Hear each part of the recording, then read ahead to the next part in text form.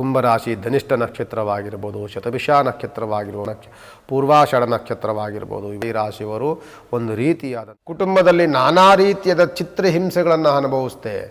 ಕೈ ಹಾಕಿದ ಕೆಲಸದಲ್ಲಂತೂ ಸಹ ಯಾವುದೂ ಸಹ ಬದಲಾವಣೆಗಳ ಪರ್ವದ ಕಾಲಗಳು ನಿಮಗೆ ಈಗ ಆರಂಭವಾಗ್ತಾ ಇದೆ. 2020 ನನ್ನ ಜೀವನ ಹೆಂಗಿರಬೇಕು ಅಂತಂದರೆ ಉತ್ತಮವಾದಂಥ ಕಥೆಯಾಗಿರಬೇಕು ಅಂತ ಹೊರತು ದುರಂತ ಕಥೆಗಳಾಗಬಾರ್ದು. ಎಲ್ಲಿ ಮದುವೆ ಮುಂಜಿಗಳಾಗುವಂತಹ ಯೋಗ ಫಲ.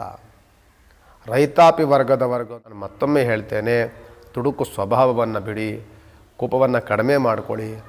ನಿಮಗೆ ಮನೆಯಲ್ಲಿ ಕುಟುಂಬ ಇದೆ, ಇನ್ನೊಬ್ಬರ ಜೊತೆ ಅದನ್ನು ಹಂಚಿಕೊಳ್ಳೋದಕ್ಕೂ ಸಹ ನಮಗೆ ಇಷ್ಟವಿಲ್ಲದ ರೀತಿಯಲ್ಲಿ ಕಷ್ಟವನ್ನು ಅನುಭವಿಸಿದಂತಹ ರಾಶಿ ಯಾವುದಾದರೂ ಇದ್ದರೆ ಅದು ಕುಂಭರಾಶಿ. ಶ್ರೀ ಗುರುಭ್ಯೋ ನಮಃ. ಶ್ರೀಮತಿ ರಾಮಾನುಜಾಚಾರ್ಯಾಯ ನಮಃ. ಇದು 2025-2026 ಜಾತಕವನ್ನು ನೋಡುವಂತಹ ಒಂದು ವಿಶೇಷವಾದಂತಹ ಸಂಚಿಕೆ. ಇದು ಕುಂಭರಾಶಿಯವರು ನೋಡಿ, ಸುಮಾರು 7.5 ವರ್ಷದ ಶನಿಯ ಕಾಟದಲ್ಲಿರುವಂತಹ ಕುಂಭರಾಶಿ 6 ವರ್ಷಗಳನ್ನು ಸಂಪೂರ್ಣಗೊಂಡು ಇನ್ನೂ 1.5 ವರ್ಷಗಳ ಕಾಲವನ್ನು ಇಟ್ಕೊಂಡಿರುವಂತಹ ಕುಂಭರಾಶಿ 7.5 ಬಂದಾಗ ಸುಮಾರು ಅವಮಾನಗಳನ್ನು, ಸುಮಾರು ಕಷ್ಟಗಳನ್ನು, ನೋವುಗಳನ್ನು, ಇನ್ನೊಬ್ಬರ ಜೊತೆಯಲ್ಲಿ ಅದನ್ನು ನಾವು ಶೇರ್ ಮಾಡ್ಕೊಳ್ಳೋದಕ್ಕೂ, ಇನ್ನೊಬ್ಬರ ಜೊತೆ ಅದನ್ನು ಹಂಚಿಕೊಳ್ಳೋದಕ್ಕೂ ಸಹ ನಮಗೆ ಇಷ್ಟವಿಲ್ಲದ ರೀತಿಯಲ್ಲಿ ಕಷ್ಟವನ್ನು ಅನುಭವಿಸಿದಂತಹ ರಾಶಿ ಯಾವುದಾದರೂ ಇದ್ದರೆ ಅದು ಕುಂಭರಾಶಿ. ಇನ್ನೂ ಸಂಕಷ್ಟವನ್ನು ನೀವು ನೋಡ್ತಲೇ ಇದ್ದೀರಿ. ಒಂದು ರೀತಿಯಾದಂತಹ ಮಿತ್ರನೂ ಶತ್ರುನಾದ, ಕುಟುಂಬದಲ್ಲಿ ಮಾಡದೆ ಮಕ್ಕಳೂ ಸಹ ನಮಗೆ ಶತ್ರುಗಳಾದರು, ಕುಟುಂಬದಲ್ಲಿ ನಾನಾ ರೀತಿಯಾದ ಚಿತ್ರಹಿಂಸೆಗಳನ್ನು ಅನುಭವಿಸ್ತೆ, ಕೈ ಹಾಕಿದ ಕೆಲಸದಲ್ಲಂತೂ ಸಹ ಯಾವುದೂ ಸಹ ಸಕ್ಸಸ್ಸನ್ನು ಕಾಣದಲೇ ಇರುವಂತಹ ವಾತಾವರಣಗಳನ್ನು ನೋಡಿದೆ. ಎಲ್ಲವೂ ಸಹ ಒಂದಲ್ಲ ಒಂದು ಅವಘಡಗಳನ್ನು, ತೊಂದರೆಗಳನ್ನು, ತಾಪತ್ರೆಗಳನ್ನು, ನೋವುಗಳನ್ನು ಅನುಭವಿಸಿದಂತಹ ರಾಶಿ ಕುಂಭರಾಶಿ. ಕುಂಭರಾಶಿಗೆ 2026 ಬದಲಾವಣೆಗಳ ಮಹಾಪರ್ವವನ್ನು ನೀವು ನೋಡ್ತೀರಿ. 2026ರಲ್ಲಿ ಬದಲಾವಣೆಗಳ ಪರ್ವದ ಕಾಲಗಳು ನಿಮಗೆ ಈಗ ಆರಂಭವಾಗ್ತಾ ಇದೆ. 2026ರಿಂದ ಗುರುವಿನ ಬಲವನ್ನು ಪಡ್ಕೊಂಡು ಶನಿಯ ದೋಷದಿಂದ ವಿಮುಕ್ತರಾಗುವಂತಹ ದಿನಗಳು ಈಗ ಆರಂಭವಾಗಿದೆ.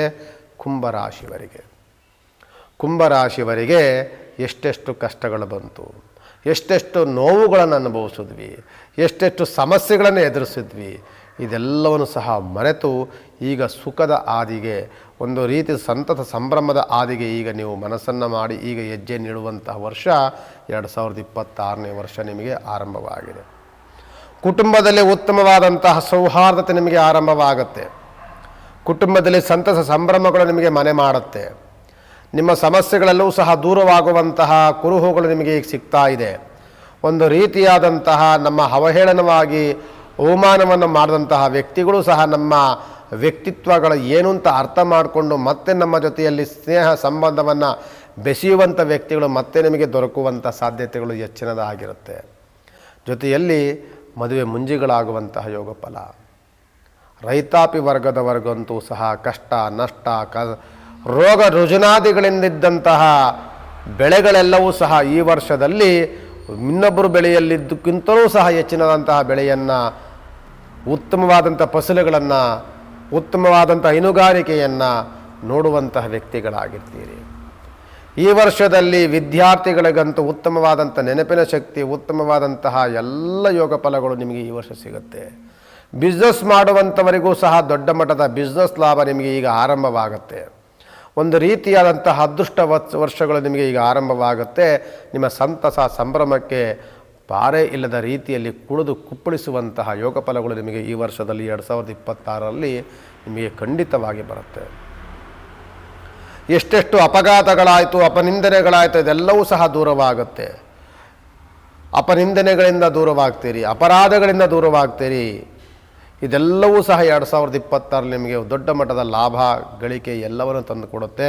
ನಾನು ಮತ್ತೊಮ್ಮೆ ಹೇಳ್ತೇನೆ, ತುಡುಕು ಸ್ವಭಾವವನ್ನು ಬಿಡಿ, ಕೋಪವನ್ನು ಕಡಿಮೆ ಮಾಡಿಕೊಳ್ಳಿ, ಆತುರದ ನಿರ್ಧಾರಗಳನ್ನು ಕಡಿಮೆ ಮಾಡಿಕೊಳ್ಳಿ, ಚಿಂತನೆಯನ್ನು ಮಾಡಿ ಮಾತನಾಡಿ.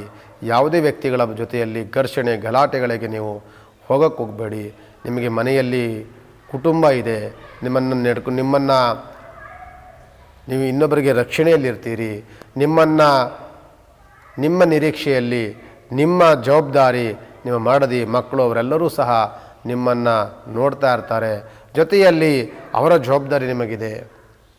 ಅದರಿಂದ ಯಾವುದನ್ನು ಮಾತನಾಡಬೇಕು, ಸಣ್ಣ ಸಣ್ಣ ಘರ್ಷಣೆಗಳು ಮುಂದೋಗಬಾರ್ದು. ಮತ್ತು ಯಾವುದೇ ಅವಘಡಗಳಿಗೆ ಕೈ ಹಾಕಬಾರ್ದು. ಯಾವುದೇ ವಿಚಾರಗಳಿಗೆ ಬಂದರೂ ಸಹ ಅದಕ್ಕೆ ಅವಲೋಕನವನ್ನು ಮಾಡಿ, ಚಿಂತನೆಯನ್ನು ಮಾಡಿ, ನನ್ನ ಅವಶ್ಯಕತೆ ಇದಕ್ಕಿದೆಯಾ ಅನ್ನುವಂಥ ಚಿಂತನೆಗಳನ್ನು ಮಾಡ್ಕೊಂಡು ಹೋಗಬೇಕಾಗತ್ತೆ ಹೊರತು ಎಲ್ಲದಕ್ಕೂ ಮೂಗು ತೂರ್ಸೋಕ್ಕೆ ಹೋಗಬೇಡಿ. ಅದು ನಿಮ್ಮನ್ನು ಆರಂಭದಲ್ಲಿ ನಿಮಗೆ ಒಂದನ್ನು ಮಾಡ್ತಿರುವಂಥದ್ದು ಕರೆಕ್ಟ್ ಅಂತ ಅನ್ನಿಸ್ಬೋದು. ಮುಂದೆ ಹೋಗ್ತಾ ಹೋಗ್ತಾ ಅದು ಜೇಡರ ಬಲೆಯ ರೀತಿಯಲ್ಲಿ ನಿಮ್ಮನ್ನು ಆ ಬಲೆಯಲ್ಲಿ ನಿಮಗೆ ಸಿಕ್ಕಾಕ್ಸಿ ನಿಮಗೆ ಎಷ್ಟೆಷ್ಟು ನೋವುಗಳನ್ನು ಕೊಡಬೇಕು, ಎಷ್ಟೆಷ್ಟು ಕಷ್ಟಗಳನ್ನು ಕೊಡಬೇಕು, ಅದೆಲ್ಲವೂ ಸಹ ನಿಮ್ಮನ್ನು ಅನುಭವಿಸುವಂತಹ ಒಂದು ಬಲೆಗೆ ನೀವು ಸಿಕ್ಕಾಕ್ಕೊಳ್ತೀರಿ. ಬಿಡಿಸ್ಕೊಂಡು ಬರಲು ಬಹಳ ಕಷ್ಟಕರವಾಗುತ್ತೆ. ಅದರಿಂದ ನೋವು ಅನುಭವಿಸುವಂಥವರು ಕುಟುಂಬ ವರ್ಗ. ನೋವನ್ನು ಅನುಭವಿಸುವಂಥದ್ದು ನಾನಲ್ಲದೆ ಕುಟುಂಬ, ನಮ್ಮನ್ನು ನಂಬಿಕೊಂಡಂತಹ ವ್ಯಕ್ತಿಗಳೆಲ್ಲರೂ ಸಹ ಅದರಿಂದ ನೋವನ್ನು ಅನುಭವಿಸ್ತಾರೆ. ಆದ್ದರಿಂದ ಎಷ್ಟೋ ಕಷ್ಟಗಳನ್ನು, ಅವಮಾನಗಳನ್ನು, ಅಪಕೀರ್ತಿಗಳನ್ನು ನೋಡಿದಂತಹ ಕುಂಭರಾಶಿಯವರು ಇನ್ನು ಮುಂದಿನ ದಿನಗಳಲ್ಲಿ ಕೋರ್ಟು ಕಚೇರಿಗಳಲ್ಲಿ ಜಯದ ವಾತಾವರಣ, ಕೈ ಹಾಕಿದ ಕೆಲಸಗಳಲ್ಲಿ ಲಾಭದ ವಾತಾವರಣ, ವಿದ್ಯಾರ್ಥಿಗಳಿಗಂತೂ ಉತ್ತಮವಾದಂಥ ನೆನಪಿನ ಶಕ್ತಿ, ರೈತಾಪಿ ವರ್ಗದವರಿಗೆ ಉತ್ತಮವಾದಂಥ ಬೆಳೆಯನ್ನು ಬೆಳೆಯುವಂತಹ ವಾತಾವರಣ, ಉತ್ತಮವಾದಂಥ ಬಿಸ್ನೆಸ್ ಮ್ಯಾನ್ಗಳಿಗೆ ಉತ್ತಮವಾದಂಥ ಲಾಭ ಗಳಿಕೆಯ ವಾತಾವರಣ, ಹೊರದೇಶಗಳಿಗೆ ಹೋಗುವಂತಹ ವಾತಾವರಣ, ಕೈ ಹಾಕಿದ ಕೆಲಸದಲ್ಲಿ ಪ್ರಗತಿಯನ್ನು ಕಾಣುವಂತಹ ವಾತಾವರಣ, ನನ್ನ ಕಷ್ಟ, ನನ್ನ ನೋವು, ನನ್ನ ಅಪರಾಧ, ಅಪನಿಂದನೆಗಳನ್ನು ಮಾಡಿದಂಥ ವ್ಯಕ್ತಿಗಳೇ ನನ್ನ ವ್ಯಕ್ತಿತ್ವವನ್ನು ಅರ್ಥಕೊಂಡು, ಇಲ್ಲಯ್ಯ ನೀನು ಆ ಥರ ಅಲ್ಲ, ನಾನು ಏನೇನೋ ತಪ್ಪು ತಿಳ್ಕೊಂಡಿದ್ದೆ, ಇನ್ನೊವ್ರ ಮಾತು ಕೇಳಿಕೊಂಡು ನಾನು ಈ ಥರ ಅಂದ್ಕೊಂಡಿದ್ದೆ, ನಿಂದೇನು ತಪ್ಪಿಲ್ಲ ಬಾ ಅಂತ ನಮ್ಮನ್ನು ತಿರ್ಗ ಮತ್ತೆ ಸ್ವಾಗತಿಸಿ ಕೆಲಸ ಕಾರ್ಯಗಳನ್ನು ನಮಗೆ ಮತ್ತೆ ದೊರಕಿಸುವಂತಹ ವಾತಾವರಣ, ಇವೆಲ್ಲವೂ ಸಹ ನೋಡುವಂತಹ ಸಂತಸ, ಸಂಭ್ರಮದಲ್ಲಿ ಒಂದು ಅಪರಾಧಗಳಿಂದ ವಿಮುಕ್ತರಾಗುವಂತಹ ವಾತಾವರಣಗಳನ್ನು ಸೃಷ್ಟಿಯನ್ನು ಮಾಡಿಕೊಡುತ್ತೆ 2026ನೇ ಇಸ್ವಿಯಲ್ಲಿ ಕುಂಭರಾಶಿವರಿಗೆ. ಕುಂಭರಾಶಿ ಧನಿಷ್ಠ ನಕ್ಷತ್ರವಾಗಿರ್ಬೋದು, ಶತಭಿಷ ನಕ್ಷತ್ರವಾಗಿರ್ಬೋದು, ಪೂರ್ವಾಷಾಢ ನಕ್ಷತ್ರವಾಗಿರ್ಬೋದು, ಇವೆಲ್ಲವೂ ಸಹ ಈ ರಾಶಿಯವರು ಒಂದು ರೀತಿಯಾದಂತಹ ಕಷ್ಟವನ್ನು ಕಂಡು ನೊಂದು ಬೆಂದು ಈಗ ಅಯ್ಯೋ ಜೀವನವೇ ಬೇಡಪ್ಪ ಅನ್ನುವಂತಹ ಮನಸ್ಥಿತಿಗೆ ಹೋಗಿ ಒಂದು ರೀತಿಯಾದಂಥ ಡಿಪ್ರೆಸ್ಕೊಂಡೋಗಿ ಒಂದು ರೀತಿಯಾದಂಥ ಇನ್ನೊಬ್ಬರ ಜೊತೆಯಲ್ಲಿ ಹೇಳ್ಕೊಳ್ಳೋದಕ್ಕೂ ಅಸಾಧ್ಯವಾದಂತಹ ಕಷ್ಟಗಳನ್ನು ಕಂಡಂತಹ ಕುಂಭರಾಶಿ ಇನ್ನು ಮುಂದಿನ ದಿನಗಳಲ್ಲಿ ನಿಮ್ಮ ಅದೃಷ್ಟದ ದಿನಗಳನ್ನು ಸ್ವಾಗತಿಸುತ್ತಾ ಸಂಭ್ರಮ ಸಂತಸದಲ್ಲಿ ಖುಷಿಯಿಂದ ಜೀವನವನ್ನು ಮಾಡುವಂಥ ದಿನಗಳು ಈಗ 2026ರಲ್ಲಿ ಆರಂಭವಾಗುತ್ತೆ. 2026, 27, 28 ಇವೆಲ್ಲವೂ ಸಹ ನಿಮಗೆ ಅದೃಷ್ಟದ ವರ್ಷವಾಗಿ ಹೋಗ್ತಾ ಬರುತ್ತೆ. ಇದು ನಿಮಗೆ ನಾಂದಿ ಅಂತ ಹೇಳ್ಬೋದು. 2026ನೇ ಇಸ್ವಿ ನಿಮಗೆ ಆರಂಭ. ಈ ಆರಂಭ ಹೆಂಗಿರುತ್ತೆ ಅಂತ ಅಂದರೆ ನಿಮಗೆ ಆರಂಭದಲ್ಲಿ ಗೊತ್ತಾಗ್ಬಿಡುತ್ತೆ ನಿಮ್ಮ ಜೀವನ ತುಂಬ ಸುಖಕರವಾಗಿ ಸುಖಮಯವಾಗಿರುತ್ತೆ. ಅಂಥ ದಿನಗಳನ್ನು 2026ರಿಂದ ನೀವು ನೋಡ್ತಾ ಬರ್ತೀರಿ. ನಾನು ಆಗಲೇ ಮತ್ತೊಂದು ಕಿವಿ ಮಾತು ಹೇಳಿದೆ, ನಾವು ಯಾವುದೇ ವಿಚಾರಗಳಿಗೂ ಸಹ ಈ ಕುಂಭರಾಶಿ ಅಧಿಪತಿ ಬಂದು ಶನಿಗ್ರಹ. ಶನಿಗ್ರಹನ ಒಂದು ಸ್ವಭಾವ ಏನು ಅಂತ ಅಂದರೆ ಕ್ಯಾಪ್ಟನ್ಶಿಪ್ ಜಾಸ್ತಿ ಆ ಕುಂಭರಾಶಿಗೆ. ಆದ್ದರಿಂದ ಆ ಕ್ಯಾಪ್ಟನ್ಶಿಪ್ ಇದೆಯಲ್ಲ ಅದನ್ನು ನಾವು ಕಡಿಮೆ ಮಾಡಿಕೊಳ್ಬೇಕಾಗ್ತದೆ.